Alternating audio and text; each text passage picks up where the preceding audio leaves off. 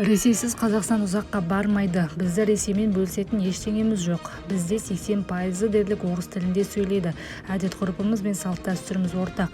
Бұл пікірді экс-депутат Азамат Әбділдаев Sputnik.kz сайтына берген сұхбатында айтты. Мен Украинадағы арнайы әскери операцияны Путинді қолдаймын деді және оныкі дұрыс дейді. Мен мұны саналы түрде айттым. Ойлана алатын адамдардың барлығы не болып жатқанын түсінеді дейді. Ары қарай назарларыңызға экс-депутаттың Ресей телеарналарына берген сұхбатынан үзіндіні ұсынамыз. Поддерживаю специальную военную операцию, которую проводит Россия, и поддерживаю президента Путина. И что произошло дальше? Дальше произошло, наверное, всю ночь. Это вообще сделали мои однопартийцы. Я вообще с партии Ак-Жол, по-казахски она называется «Светлый путь». Я в этой партии был 10 лет. Да, вот последние 3 года, где-то 3,5 года, я по семейным обстоятельствам у себя на регионе, на хозяйстве был своем, в ауле. И когда потом приехал, я здесь понял, что партия за 3,5 года, там много чего поменялось. Директора многих филиалов ушли и пришли туда настоящие национал-патриоты. Псевдопатриоты, конечно.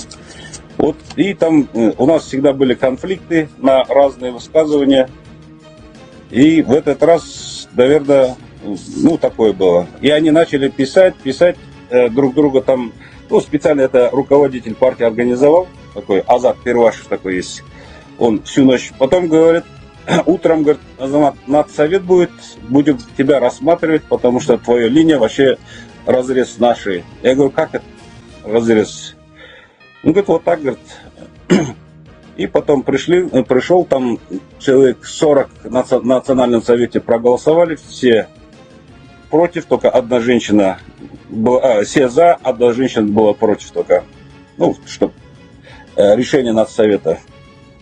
А скажите, я могу вас попросить, насколько это уместно, вы сами регулируете, как отвечать, потому что я понимаю, что все, что сейчас происходит, в том числе в эфире, может угрожать и личной безопасности. К огромному сожалению, вы знаете, так получается, что эфиры всегда проходят по сложной политической теме, и здесь надо быть осторожными вам, просто сами регулируете. И все-таки, если выразить и попробовать сформулировать, что действительно настолько настроения антироссийские, настроения, которые... Что это? Это антироссийские настроения, русофобия, либо это просто страх? Страх потерять какие-то выверенные отношения с Западом? Как-то можно это объяснить?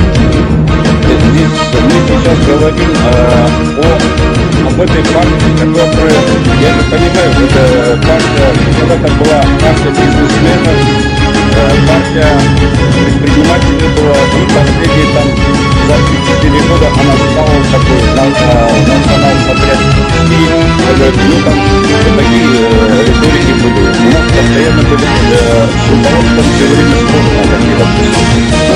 на такие вопросы.